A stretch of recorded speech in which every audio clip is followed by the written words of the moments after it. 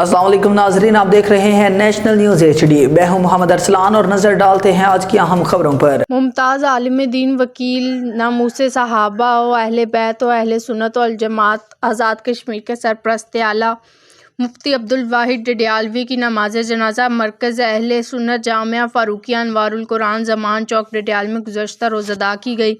مفتی عبدالواحد ڈڈیالوی کی وفات پر پورے آزاد کشمیر میں غم کی لہر دوڑ گئی اور ان کی نماز جنازہ میں ہر مکتبہ فکر سے تعلق رکھنے والے ہزاروں افراد نے شرکت کی۔ مفتی عبدالواحد ڈڈیالوی کی نماز جنازہ میں علماء کرام، سیاسی شخصیات، سماجی رہنماؤں اور عام شہریوں سمیت ہزاروں سوگوارانوں نے شرکت کی۔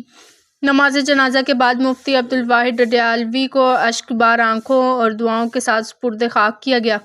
اس موقع پر ہر طرف غم و اندوہ کا سماں تھا۔ نماز جنازہ کے بعد علماء کرام نے عبدالواحد مفتی ڈڈیالوی کے فرزند حسان محمود کی دستار بندی کی اور انہیں مفتی عبدالواحد ڈڈیالوی کا جانشین مقرر کیا۔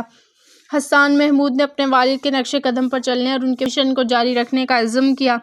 اس موقع پر تعزیتی ریفرنس سے خطاب کرتے ہوئے مقررین نے کہا، مفتی عبدالواحد ڈڈیالوی کی وفات سے آزاد کشمیر ایک عظیم عالم دین اور رہنما سے محروم ہو گیا ہے۔ ان کی دینی خدمات اور علمی کاوشوں کو ہمیشہ یاد رکھا جائے گا۔